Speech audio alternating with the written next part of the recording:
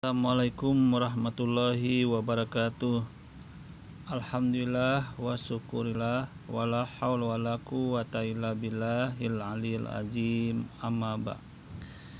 Pada video kali ini saya akan menjawab satu akun kembali dari seorang pendeta yang berbicara tentang konsep ketuhanan.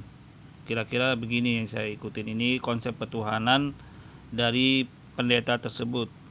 Tapi ada satu hal yang sangat menggelitik pada relung hati saya, nama judulnya itu loh yang saya sangat tidak gimana gitu.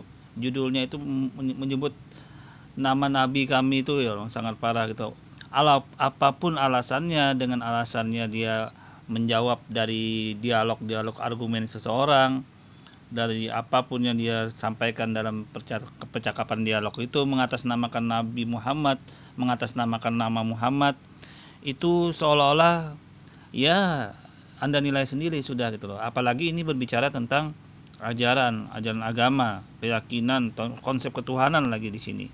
Tapi di sini menyebut nama Muhammad itu loh yang saya sangat tidak gimana gitu, seorang pendeta ini gitu loh. Oke, tapi tidak masalah itu, saya akan langsung aja untuk menjawab apa-apa aja sih yang dia ingin sampaikan dalam konsep ketuhanan dia itu. Oke, langsung saja kita masuk ke pembahasan dia. Video ini adalah ringkasan dialog saya tanggal 8 April tahun 2020, kira-kira jam 17 di grup WA yang bernama Open Biblika dengan seorang kristolol yang bernama Muhammad.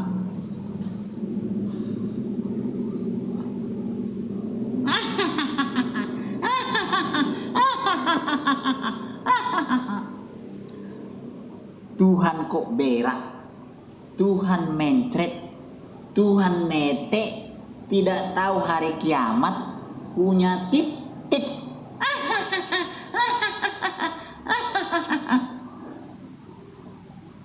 Siapa yang kamu maksud?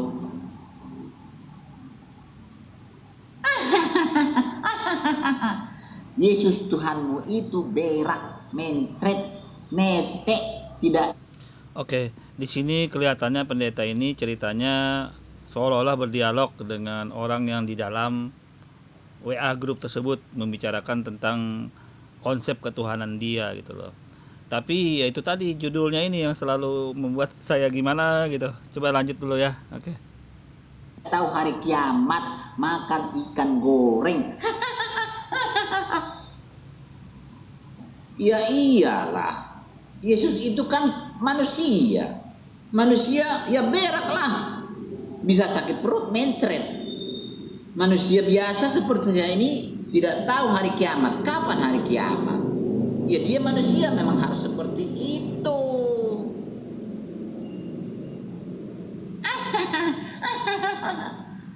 Kenapa manusia Yesus kamu jadikan Tuhan?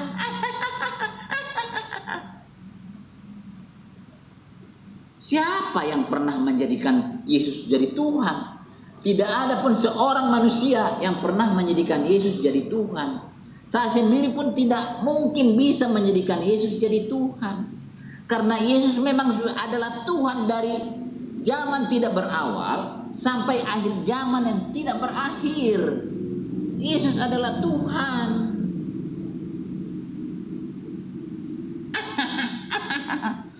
Buktinya, apa buktinya? Buktinya Yesus itu Tuhan apa? Apa bukti Yesus Tuhan? Dari tindakannya kita bisa menilai, kita bisa tahu bahwa Yesus adalah Tuhan. Oke. Di sini Madia akan menggarisbawahi dulu. Sebenarnya ini seperti sandiwara gitu loh. Pendeta ini seolah-olah berbicara kepada orang yang di grup WA tersebut, kemudian dijawab oleh pendeta ini gitu loh. Tapi ada yang harus saya garis bawahi, bahwa sebenarnya konsep ketuhanan yang pendeta ini sampaikan itu kan Yesus katanya sudah ada sejak zaman sebelum ajaran Kristen itu datang gitu. Berarti ajaran-ajaran Nabi Abraham, ajaran Nabi Musa, Solomon, dan Yakub dan sebelum-sebelumnya itu berarti mereka sebenarnya menyembah Yesus juga gitu loh. Cuman pada saat itu belum ada Yesusnya gitu loh. Berarti otomatis mereka hanya menyembah Yahweh atau Tuhan Bapa gitu loh. Ya, yang perlu jadi renungan, Yahweh adakah dalam ajaran Yahweh itu dia suruh mengikuti ajaran Yesus ini gitu loh. Apa ada gitu loh. Itu yang perlu jadi renungan yang pertama dalam ajaran Yahweh. Terus adakah dari Nabi Musa mengatakan bahwa Tuhan itu terdiri dari 3 gitu loh. Termasuk di dalam ini kenubuatan tentang Yesus ini di dalam ajaran Nabi Isa atau Nabi Musa dengan kitab Tauratnya tersebut gitu loh. Karena begini, karena faktanya sampai saat ini mereka orang-orang Yahudi yang cikal bakal ajaran Kristen atau Nasrani ini berasal dari kitab Taurat, dari meneruskan ajaran kitab Taurat, kitab Nabi Musa alaihissalam. Nah, faktanya orang-orang Yahudi sampai sekarang tidak mau menerima kitab perjanjian baru. Itu dulu yang jadi masalah. Faktanya itu yang terjadi. Fakta yang kedua, sampai saat ini sebagian besar orang-orang Yahudi, orang Israel di sana masih menunggu Mesias yang akan datang gitu loh. Itu yang perlu diketahui sekarang. Artinya cikal bakal ajaran agama ini di sana mengatasnamakan cikal bakal meneruskan ajaran Musa, tetapi dari daerahnya itu sendiri sangat bertolak belakang gitu loh. Itu yang perlu yang perlu digali. Terus konsep ketuhanan ini apakah ada sejak zaman dulu gitu loh. Sejak zaman Nabi Abraham apakah ada konsep ketuhanan ini? Nabi Musa apakah ada konsep ketuhanan yang Trinitas ini? Karena bagaimana? Karena ini akan terjawab kembali. Karena pada sejak zaman Nabi Abraham, Nabi Musa sampai Nabi Isa itu melarang membuat patung. Patung itu dilarang. Berarti penyembahan-penyembahan yang mensirikan Allah, menyekutukan Allah, apapun bentuknya itu dilarang. Apalagi termasuk Trinitas atau dalam konsep ketuhanan yang dibawakan ketuhanan Yesus ini, ajaran Trinitas menyekutukan Allah. Sedangkan patung-patung semua dilarang, membuat patung itu menyekutukan termasuk. Itu dilarang di dalam kitab-kitab perjanjian lama gitu loh. Nah, itu juga yang perlu jadi renungan. Tapi nggak apa-apa, kita terus dulu sandiwara atau obrolan dari pendeta ini. Oke, go. Apa tindakannya? Apa tindakannya? Mari kita baca Markus 2 ayat 5 sampai 7. Markus 2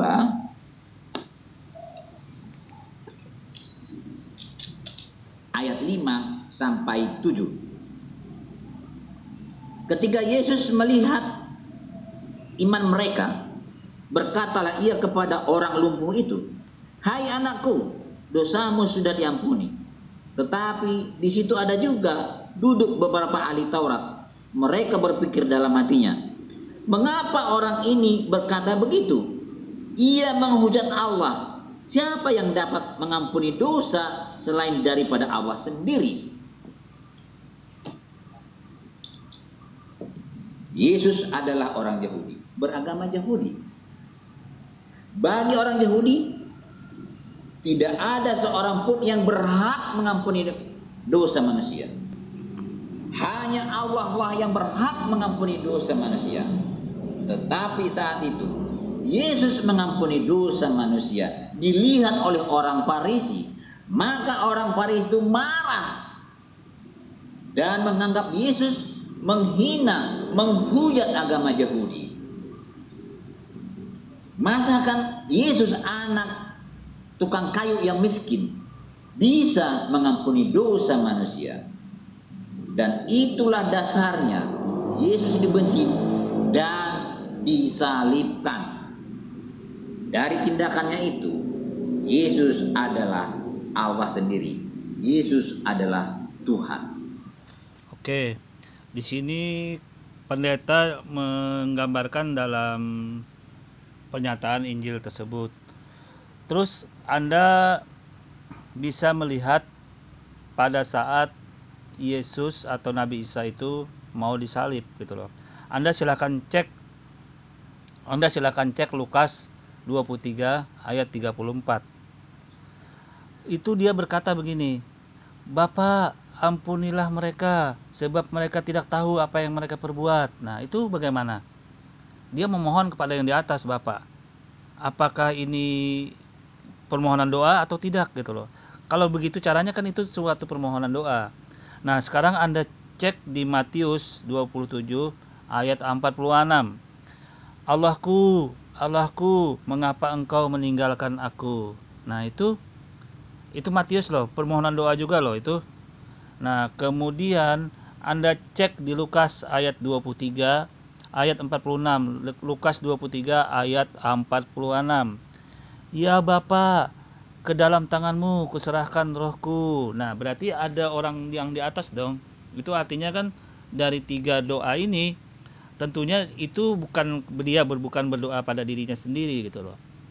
Bagaimana Anda 3 doa, 3 ayat kutipan dalam Injil itu sendiri yang menolak bahwa dengan dia tidak berdoa kepada dirinya sendiri gitu loh. Berdoa kepada yang di atas, Bapa. Itu artinya bagaimana, Pak Pendeta? Dari argumen Anda ini juga bisa terbantahkan dengan kitab Injil itu sendiri gitu loh. Pada saat Yesus yang mau disalib tersebut gitu loh. Nah, ini juga menjadi renungan buat Anda. Oke, saya lanjut dulu ya.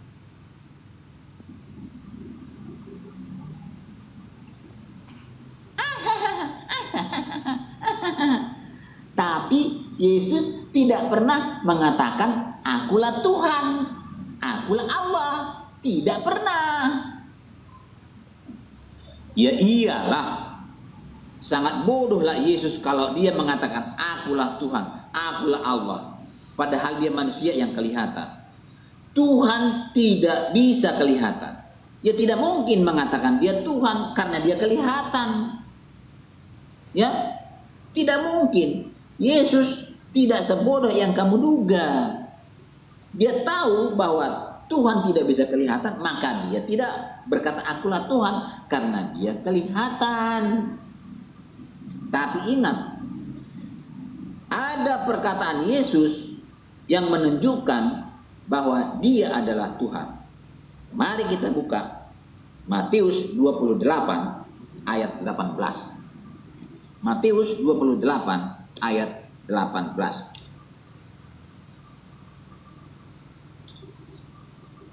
Matius 28 ayat 18. Mari kita baca. Yesus mendekati mereka dan berkata, "Kepadaku telah diberikan segala kuasa di surga dan di bumi." Sesaat sebelum Yesus naik ke surga, dia memanggil muridnya dan berkata, "Sebentar lagi saya akan berangkat pulang ke surga. Beritakan Injil. Karena saat ini aku telah menerima segala kuasa di bumi dan segala kuasa di surga." Pak Muhammad, siapakah yang memegang segala kuasa di bumi dan di surga?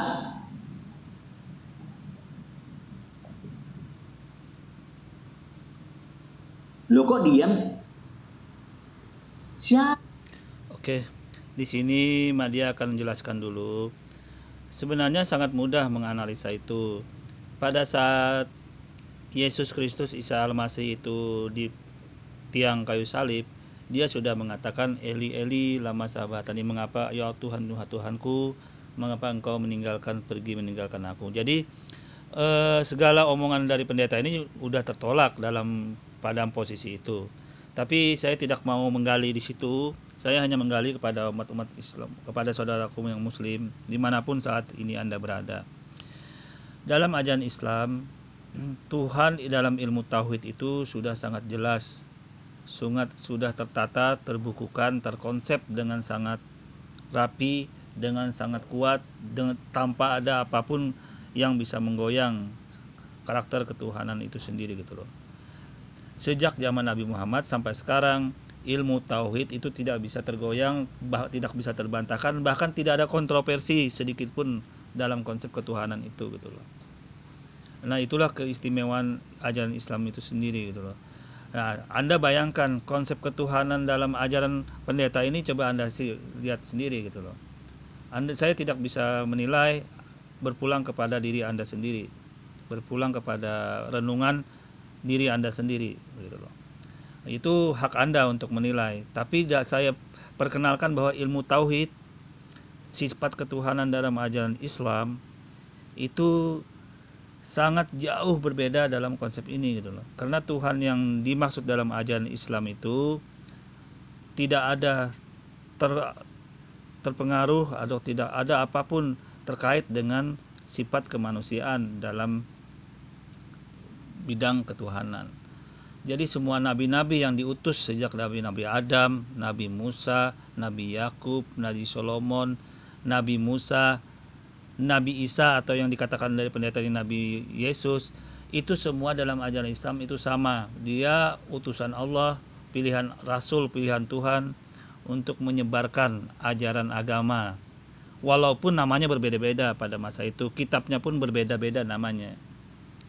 Nabi Abraham dengan suhub-suhubnya, tapi ajaran Tuhannya sama, tauhid. Nabi Solomon dengan kitab Zabur, konsep ketuhanannya sama, tauhid. Nabi Musa dengan Tauratnya atau Perjanjian Lama, itu konsep ketuhanannya sama, tauhid. Nah, setelah Nabi Yesus atau Nabi Isa ini pada saat itu benar juga, tetap sama konsep ketuhanannya, tauhid. Makanya dalam Islam itu diakuin, semua agama itu diakuin. Tetapi ada yang perlu dikoreksi dalam ajaran Islam itu, sepeninggal Nabi Isa atau Yesus itu, pengikut-pengikutnya itu loh, itu yang dikoreksi dalam kedatangan ajaran Islam itu sendiri gitu loh.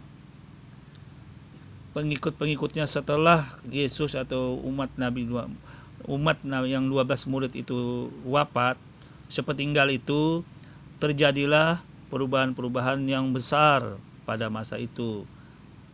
Pada masa itu kita orang Yahudi, kitab Taurat berubah Talmud atau apalah namanya di bidang orang-orang kepercayaan, dan sampai sekarang mereka masih menunggu itu Mesias gitu loh.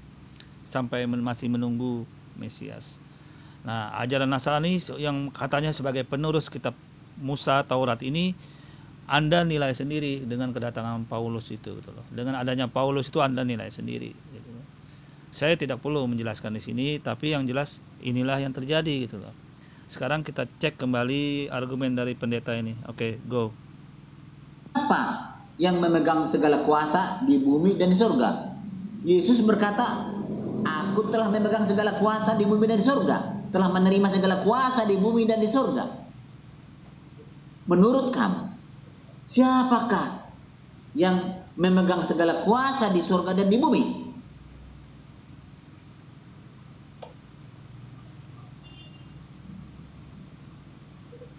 Jawab, siapa yang memegang kuasa di surga dan di bumi? Oke, di sini Madia akan menjawab. Yang memegang kuasa bukan hanya di bumi dan di surga, tapi di seluruh jagat raya, termasuk surga, neraka, di luar, di langit maupun di bumi, di bawah langit, di dalam bumi, semua itu namanya Allah Subhanahu wa taala. Allah yang bertauhid, Allah yang sifatnya tauhid, Allah yang Maha Esa, yang sudah dipercaya sejak zaman Nabi Adam sampai Nabi Muhammad, dengan satu konsep Tuhan yang Esa. Itu yang akan kami jawab. Dan konsep ini sebenarnya satu tali, satu ikatan rantai yang sangat kuat, satu jalur. Hanya saja Tuhan Allah Subhanahu wa taala menurunkan informasinya kepada nabi-nabi tentang dia itu melalui kitab-kitab dengan nama-nama yang berbeda per zaman gitu loh. Dengan di zaman Nabi Adam berbeda namanya, di zaman Nabi Abraham berbeda, Nabi Musa berbeda, Nabi Solomon berbeda, Nabi Isa berbeda, Nabi Muhammad berbeda. Namanya itu bolehlah berbeda-beda nama Tuhan itu. Tapi konsep ketuhanannya sama. Tuhan yang Maha Esa gitu loh. Oke, ini jawabannya ya, Pak Pendeta. Oke, lanjut dulu.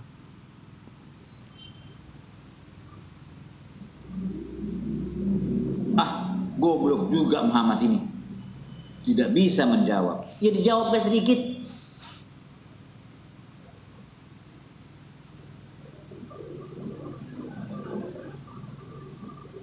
Kenapa Tuhan harus jadi manusia? Nah kan, sudah diganti pertanyaannya, tidak mau menjawab pertanyaan saya. Kenapa Tuhan harus jadi manusia? Ya iyalah, Tuhan harus jadi manusia. Karena apa? Mari kita simak apa perkataan Yesus. Aku telah meninggalkan teladan bagimu. Artinya apa?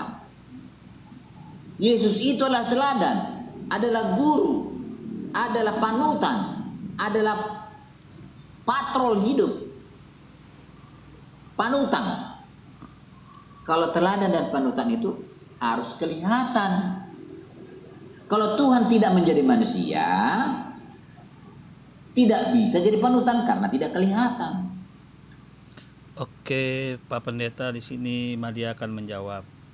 Oke, kalau memang Yesus itu dikatakan Tuhan turun sebagai panutan, berarti umat-umat sebelum Yesus pada zaman Nabi Musa, pada zaman Nabi Solomon, pada Nabi Abraham, sampai naik ke atas ke Adam, itu kan miliaran jumlahnya, miliaran juta orang jumlahnya manusia sebelum Yesus itu datang.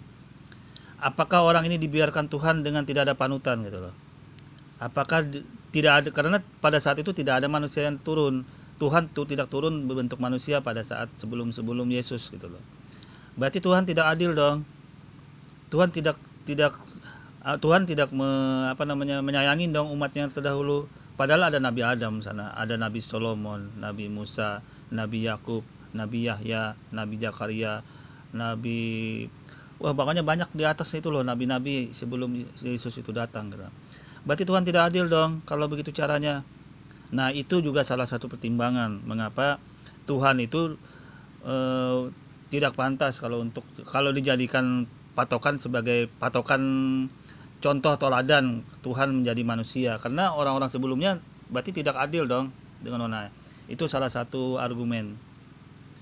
Tapi dalam Islam tidak seperti itu.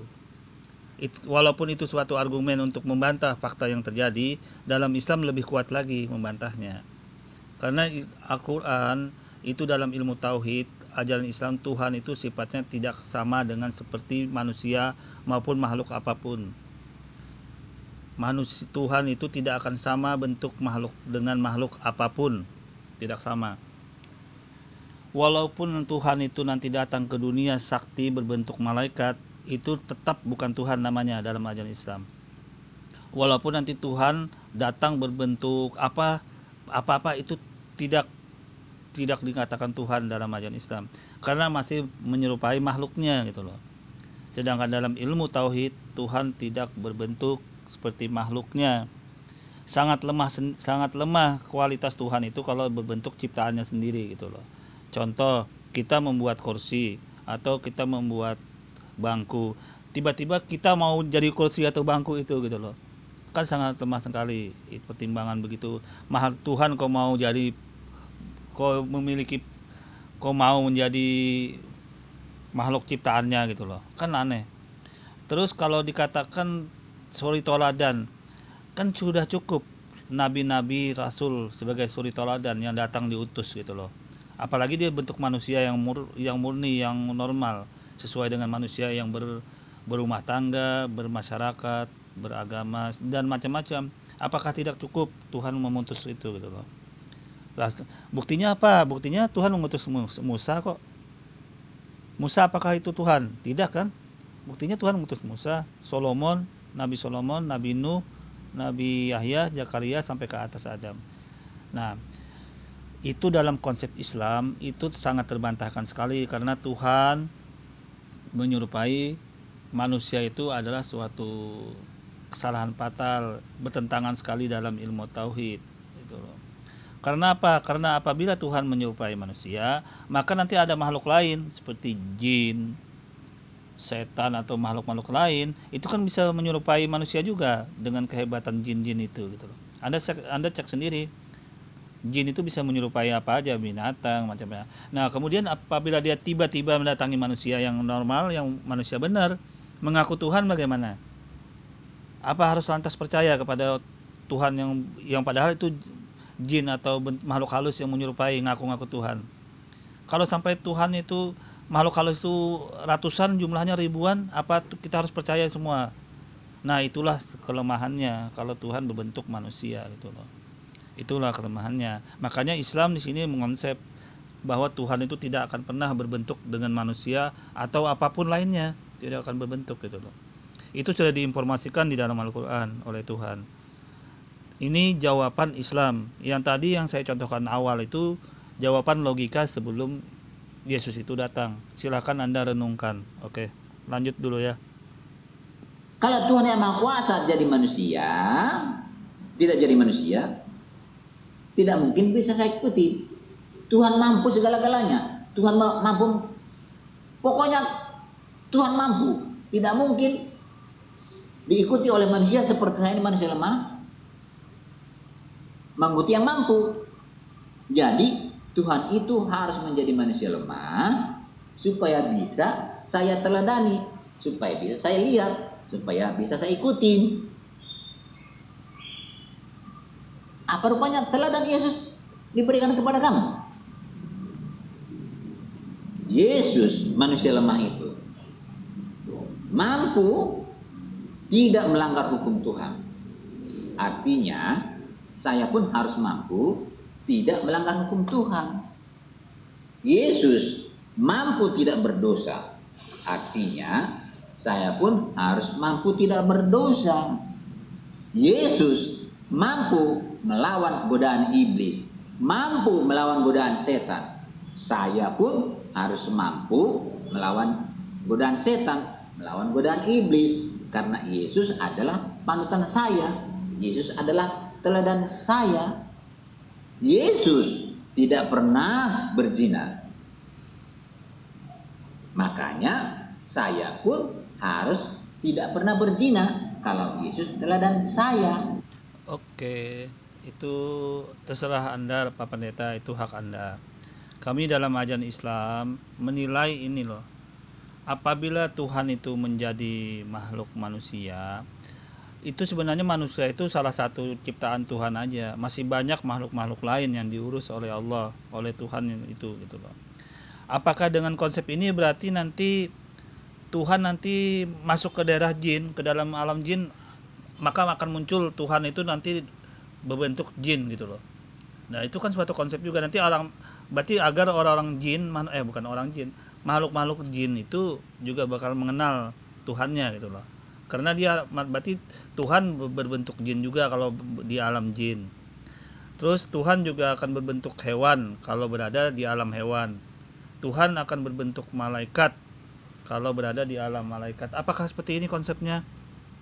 Silakan pikirkan Pak Pendeta, silakan renungkan. Apakah begini konsepnya? Nah, itulah suatu dalam Islam itu ilmu tauhid sudah merangkum itu semua.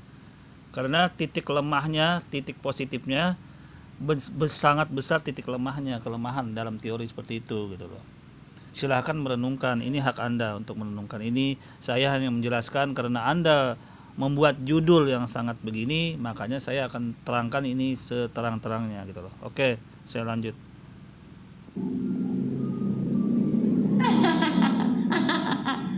Yesus teladan, tapi kamu menikah. Yesus tidak menikah. Bagaimana itu? Maksud dan tujuan Yesus ke dunia ini bukan untuk mendapatkan keturunan, bukan untuk mendapatkan anak. Tapi Yesus datang ke dunia ini adalah diutus menjadi teladan, tiruan, menjadi guru, jadi contoh bagi. saya garis bawahin. Anda mengatakan maksud Yesus ini diutus. Berarti kalau diutus itu berarti ada yang mengutus Pak Pendeta. Kalau dia dikatakan sebagai toladan datang, berarti siapa yang ngutus gitu loh. Siapa yang menyuruh menjadi toladan. Itu perlu renungkan. Siapapun yang mendengar ini tolong renungkan ini gitu loh. Dijawab kalau bisa gitu loh. Siapa yang mengutus gitu loh. Kembali ya. Bagi manusia dan melayani manusia dan menyerahkan nyawanya bagi tebusan dan tebusan bagi banyak orang. Mari kita baca di Markus 10 ayat 45. Markus 10 ayat 45.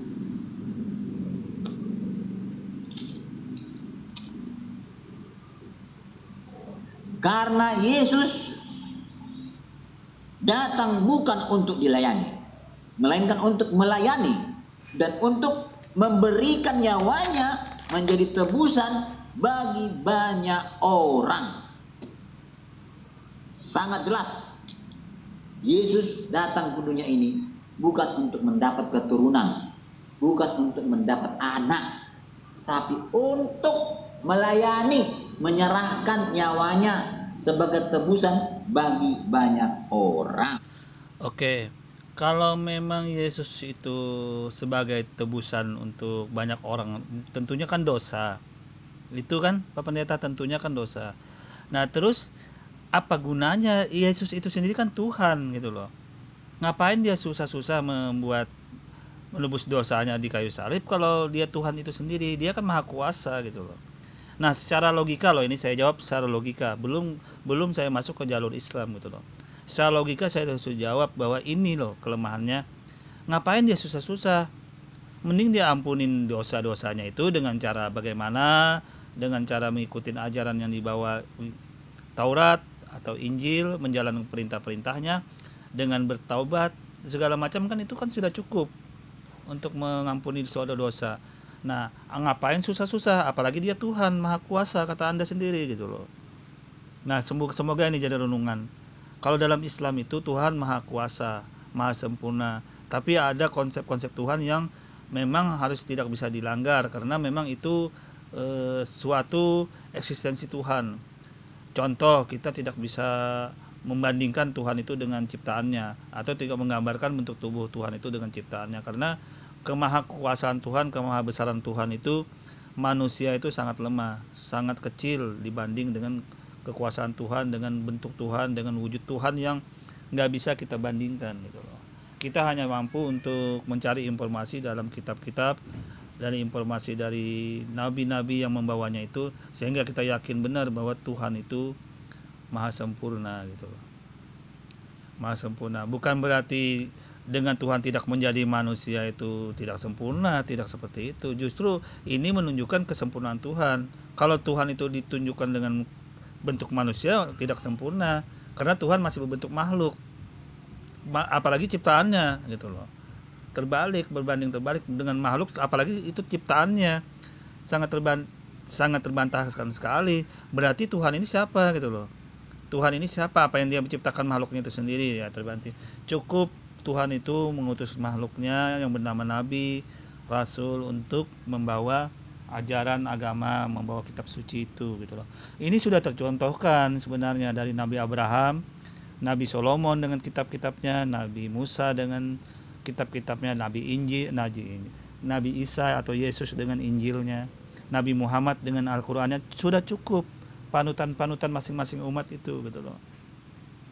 Ngapain susah-susah, ya kan? Oke, kita lanjut dulu ya pembahasan pendeta ini. Nah, begitu.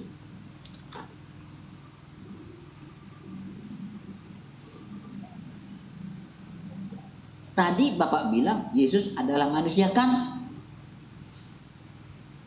Iya, dari tadi sudah kita buktikan bahwa Yesus adalah manusia. Allah berkata di dalam Yesaya 43 ayat 10, tidak ada Allah sebelum aku dibentuk, tidak ada Allah dibentuk setelah aku. Artinya tidak ada Allah lain lagi setelah Allah yang dulu, Allahnya orang Israel itu. Tidak ada Allah lagi yang dibentuk. Tapi kenapa Yesus manusia yang dibentuk itu kamu jadikan jadi Allah? Kata Allah tidak ada lagi Allah dibentuk. Tapi manusia Yesus dibentuk menjadi Allah. Kok bisa? Oke. Dari mana kamu tahu itu? Dari mana? Dari Alkitabmu, Yesaya 43 ayat 10. Mari kita coba baca Yesaya 43 ayat 10. Yesaya 43 ayat 10. Kamu inilah saksi-saksiku, demikianlah firman Tuhan, dan hambaku yang telah kupilih, supaya kamu tahu dan percaya kepadaku, dan mengerti bahwa aku tetap Dia. Sebelum aku tidak ada Allah dibentuk, dan sesudah aku tidak akan ada lagi Allah yang dibentuk. Ya betul. Mana ada Allah yang dibentuk lagi? Mana ada lagi? Yesus kan manusia yang dibentuk, kamu jadikan Allah. Kamu bilang tidak ada. Itu manusia Yesus kamu bentuk, yang dibentuk jadi Allah. Siapa yang mengatakan Yesus dibentuk? Siapa? Ya Alkitabmu sendiri. Baca Kejadian 2 ayat 7. Yesus dibentuk. Oke, mari kita baca Kejadian 2 ayat 7. Apa katanya di sana? Kejadian 2 ayat 7. Ketika itulah Tuhan Allah membentuk manusia dari debu tanah dan mengembuskan nafas hidup ke dalam hidungnya. Demikianlah manusia itu menjadi makhluk yang hidup.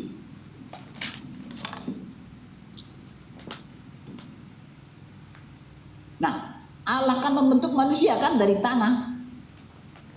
Yesus kan manusia, dibentuk Allah.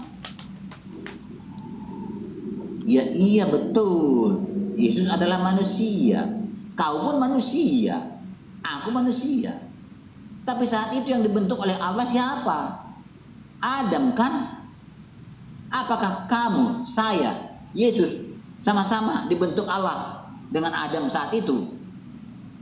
Coba pikir. Apakah Allah membentuk Adam, membentuk saya, membentuk kamu, membentuk Yesus sama-sama waktu itu?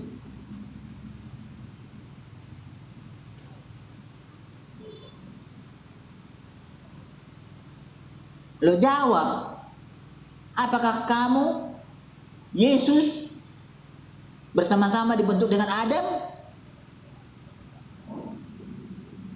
Ya jawab. Jawab dong. Masa diam terus? Ketahuan kamu goblok, tidak mau jawab.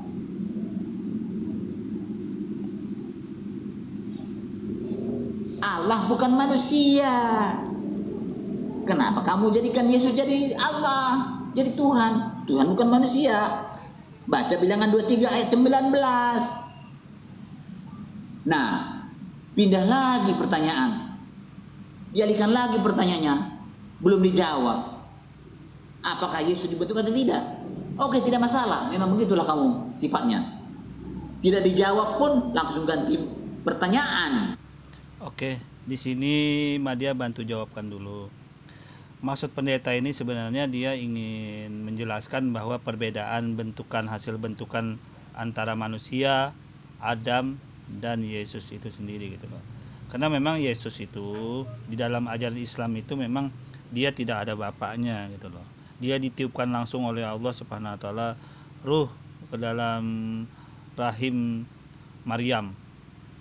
Maryam pada masa itu dalam ajaran Islam, kalau di dalam Kristen mungkin Maria itu namanya. Nah itu tanpa bapa, dia tanpa bapa, tapi rahim ibunya yaitu Maryam. Itu yang maksudnya berbeda oleh pendeta ini gitu loh. Kalau dalam Adam kan itu langsung dibentuk, langsung diciptakan Tuhan dari tanah, langsung dibuat manusia. Nah sedangkan manusia seperti kita ini ada bapaknya, ada ibunya gitu loh. Tapi terlepas dari itu, menurut ajaran Islam, apapun namanya itu tetap namanya dia, karena itu dibentuk dari hasil apapun itu berarti ada yang membentuk gitu loh. Itu aja mengembalikannya di situ aja. Karena walaupun apapun namanya, baik dibentuk dari apa, diciptakan dari apa, baik diciptakan dari api, dari nur, dari seperti malaikat kan diciptakan dari cahaya, dari nur. Setan kan diciptakan dari api, jin-jin itu. Nah, jadi apapun yang dibentuk oleh Tuhan itu pasti ada pembentuknya gitu loh. Pasti ada yang membentuk. Pasti ada makhluk, orang bukan makhluk, pasti ada orang yang pasti ada yang membentuk gitu loh. Bukan siapa, bukan makhluk, pasti ada yang membentuk. Ya, yang membentuk itu dalam ajaran Islam adalah Allah Subhanahu wa taala, Tuhan yang menciptakan seluruhnya itu gitu loh. Nah, tapi berbeda dengan pendeta ini. Karena dia berbeda, karena dia dibentuk dengan yang berbeda, Yesus itu berbentuk berbeda, maka karena berbeda itulah maka dia sebut dengan Tuhan yang berinkarnasi atau yang menyatu di dalam tubuh Yesus itu. Nah, itulah konsep ketuhanannya yang dia sampaikan ini. Terserah Anda menilai. Tapi kalau dalam ajaran Islam itu tetap makhluk. Walaupun dibentuk dalam bagaimanapun, tetap makhluk ciptaan Tuhan gitu loh. Oke, kita lanjut dulu ya. Ya memang Allah bukan manusia. Mari kita baca Bilangan 23 ayat 19. Bilangan 23 ayat 19. Apa kata di sana?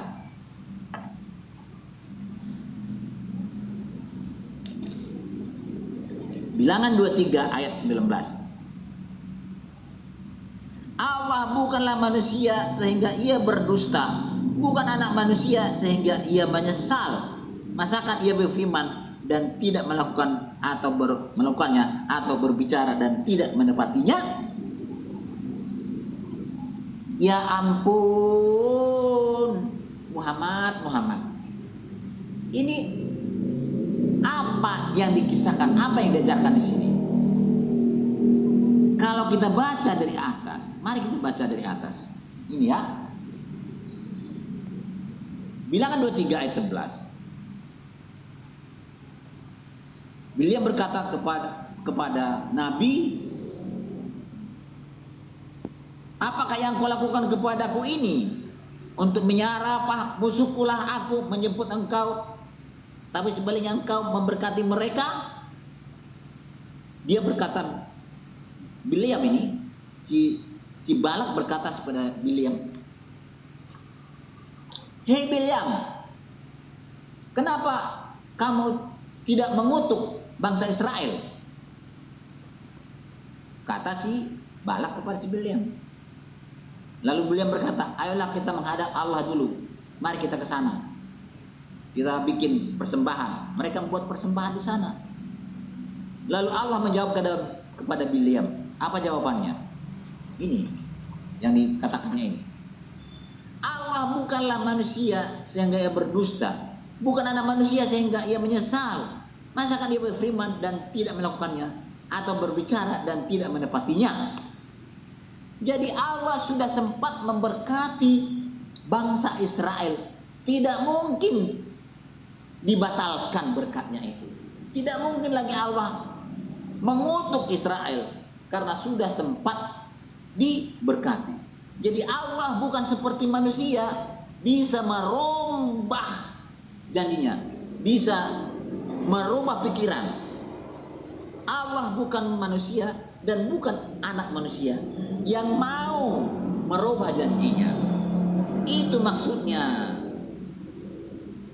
Itu maksudnya Muhammad. Jadi ayat itu bukan mengatakan bahwa Allah tidak bisa menjadi manusia.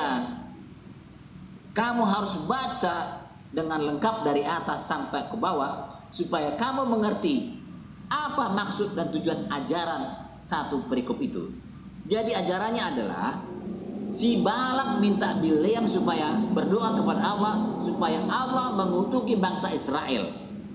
Tapi ternyata Allah sudah sempat memberkati bangsa Israel. Lalu apa jawab Allah? Aku tidaklah manusia. Allah bukanlah manusia dan bukan anak manusia, sehingga mau merubah janjinya, sehingga mau menarik berkatnya menjadi kutuk. Oke. Di sini Madia akan mencoba untuk menanggapin dulu apa yang disampaikan oleh pendeta ini. Suka atau tidak suka, fakta yang terjadi sekarang di Yahudi Israel itu yang sebenarnya cikal bakal ajaran Bapa ini, mereka tidak menerima, sebagian besar tidak menerima ajaran Bapa. Mereka masih menunggu Tuhan, menunggu Mesias sampai sekarang, Pak. Dan mereka sampai sekarang percaya dengan Tuhan yang monogami, yang monoteis, Tuhan yang monoteis mereka masih percaya. Sampai sekarang juga sebagian besar dari bangsa Yahudi dan Israel itu mereka tidak mempercayai kitab perjanjian baru dalam keajaran Bapak ini, Bapak Pendeta ya. Ini fakta loh, tidak bisa dipungkiri, silahkan cek sendiri ke sana. Nah, mengapa ini sampai terjadi? Itu silahkan renungkan, jadi PR Anda. Mengapa ini sampai terjadi? Apa ada yang salah dalam konsep ini? Apa yang terjadi? Mengapa itu harus Anda renungkan. Dan mengapa sampai banyak orang yang berpindah menuju ke agama lain gitu loh. Mengapa orang sampai pindah mencari agama yang lain, termasuk menuju ke jalur Islam gitu loh. Anda renungkan ini sendiri gitu loh. Silahkan. Oke, saya lanjut dulu ya. Itu maksud dan tujuan ayat itu. Bukan mengatakan bahwa Allah tidak bisa menjadi manusia Yesus. Begitulah Muhammad ya. Jangan memotong-motong ayat lalu kamu ambil kesimpulan seperti maksud itu. Semoga engkau bertobat Muhammad. Jangan lagi memelintir ajaran Alkitab kami itu. Ajarkanlah Al-Quran kepada kami dengan baik supaya kami memahami apa ajaran Al-Quran itu. Terima kasih. Semoga engkau dapat mengerti apa yang saya maksud ini. Tuhan memberkati. Oke. Demikianlah tadi beberapa argumen dari Pak Pendeta yang membuat akun ini, sehingga kami selaku orang Islam akan menanggapin apa yang disampaikan Pak Pendeta, karena dari judulnya saja itu sudah menyebut nama Nabi kami Muhammad itu sebagai bagaimana gitu judulnya itu. Anda silakan cek sendiri judul itu. Saya tidak pantas menyebut itu gitu loh. Yang kedua, Al-Qur'anul Karim adalah salah satu pedoman yang diturunkan Allah kepada umat Islam itu sendiri. Islam datang meneruskan ajaran-ajaran yang dulu gitu loh. Ajaran sejak zaman Nabi Ibrahim ke Nabi Solomon, terus turun ke jalur Musa, ke jalur Isa atau Yesus sampai ke Nabi Muhammad. Itu satu jalur sebenarnya. Satu jalur, satu mata rantai yang nggak bisa dipisah-pisahkan, diputus. Nah, tapi fakta yang terjadi sepeninggal nabi-nabinya, umat-umatnya sepeninggal Nabi Isa, sepeninggal Nabi Musa itu yang dikritik oleh Al-Quran yang datang itu gitu loh. Al-Quran datang untuk meluruskan, mengkritik yang terjadi pada masa sebelum Islam itu gitu loh. Makanya Islam itu datang gitu loh, mau meluruskan fakta yang terjadi itu gitu loh.